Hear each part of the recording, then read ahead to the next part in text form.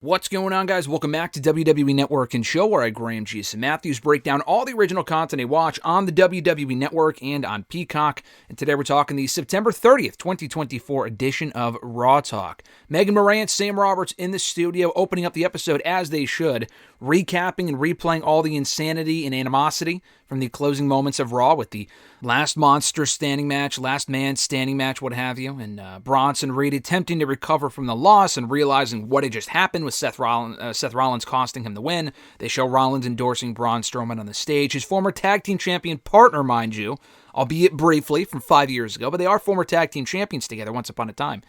So they talk a lot about the main event, which was great because it was a very fun, notable, newsworthy main event. Chaotic main event with the ring collapsing as well. How could I forget that?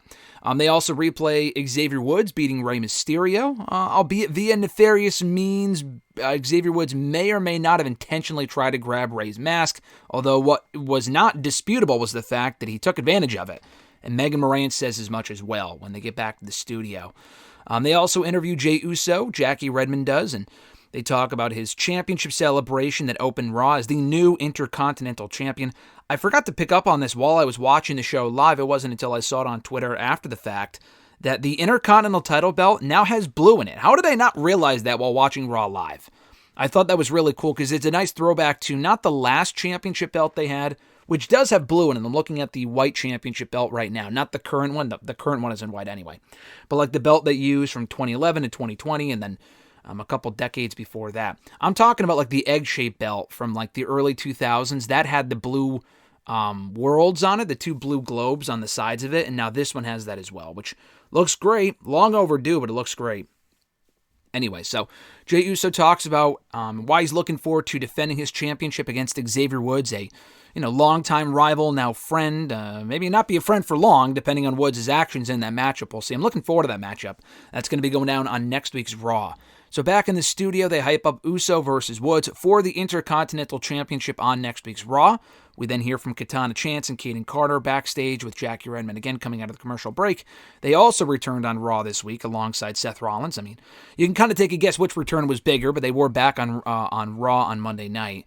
Kaden Carter says that it feels great to be back. They have a lot to get done.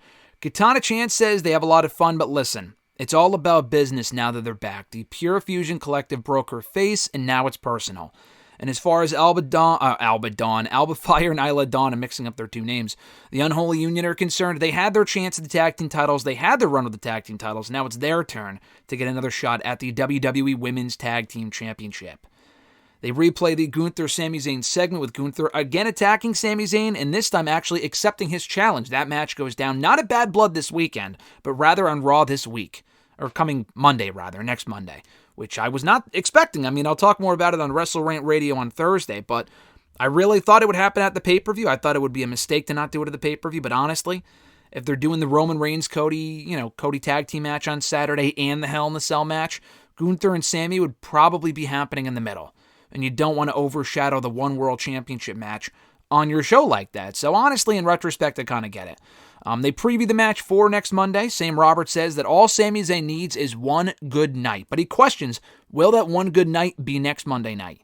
They replay Awesome Truth versus Authors of Pain, and AOP beating Awesome Truth after Miz turned on Truth, which was long overdue. And I like Miz as a babyface. I was digging Miz as a babyface for the past year, but they needed something new for Miz. The Awesome Truth stuff kind of wore out its welcome a while ago, and now he's back to being a heel. Sam Roberts says the Miz had to stand up for himself, and honestly, he's not wrong. Miz had been put in situations that he did not book himself in. R-Truth got him into situations that were not Miz's fault. And he had enough of it, and he turned on Truth. So we'll see what his explanation is next week on Raw, I would have to imagine. They replay the Judgment Day beating the LWO on Raw, as well as the post-match insanity with Rhea Ripley and Damian Priest brawling with the Judgment Day. We hear from the Judgment Day backstage with Kathy Kelly.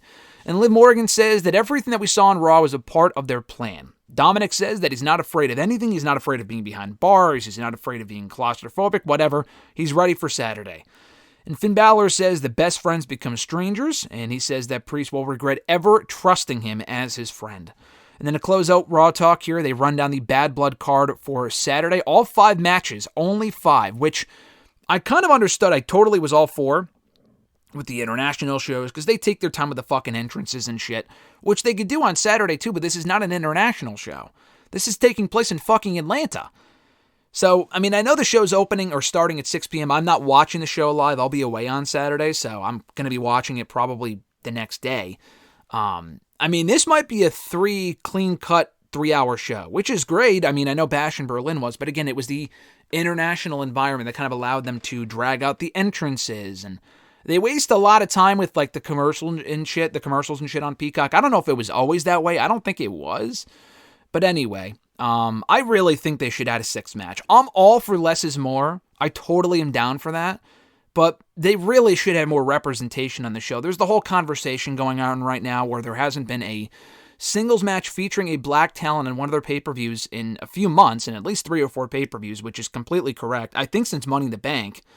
And then there hasn't been, I mean, we're talking like, because they had obviously Bianca and Jade in tag team action, not at SummerSlam, but at Bash in Berlin. I think they're talking specifically black male talent in a singles match, or just a black talent, period, in a singles match on one of these shows, as a single star, whatever. I would add, this is not Raw related, but I would add LA Knight, Carmelo Hayes, and Andrade for the United States Championship in the triple threat match to that card. I think that'd be the perfect addition. I think they probably will not. They'll probably do it on SmackDown. That match belongs on that show. And if that takes the place of Gunther and Sammy, that's totally fine with me. I mean, Gunther and Sammy can get the main event spotlight on Raw, give the United States Championship. It won't main event Bad Blood, obviously. It'll probably happen in the middle of the show if it were to happen on that show. But it's better happening on that show than not happening on pay-per-view at all. Those 3 guys deserve that spot. I just don't think they get it. It would be nice if they added it. I just don't think they will. But anyway, so they run down what we know is the card currently for Bad Blood on Saturday, and also hyping the Countdown show, the pre-show, beforehand, starting at 5 p.m. Eastern. So for those people that watch that Countdown show, I do not, unless there's a match on it, and even then, I usually watch it after the fact. It is not 3 hours, thank fucking God, like it was for SummerSlam. It's not 2 hours even, it's only 1 hour, which makes way more sense. So they're doing the 1 hour pre-show starting at 5 and the actual show starting at 6 Eastern time on Saturday. Like I said, I will not be watching the show live on Saturday. I'll be catching up on Sunday at some point, so I'll try to avoid spoilers until then. But thank you guys for checking out my review of Raw Talk for September 30th, 2024, the final 3-hour Raw in 2024. They're going to 2 hours next week. I would imagine Raw Talk will start earlier. Not really sure why it would still start at 11. I don't watch Raw Talk live. I haven't in a very long time. I just watch it on Tuesdays and review it now, obviously. I imagine it would start around 10, shortly after 10, 10:05, 10:10, whatever. I know SmackDown Lowdown, I heard, starts at actually at 10, soon after SmackDown ends on Friday nights. And then NXT Level Up was pushed to 10:40. So, yeah, I don't know. I'm kind of curious how Raw Talk will be affected, if at all. Probably just starting an hour earlier, which is great. So maybe I will start watching it live at 10. I don't know. We'll see.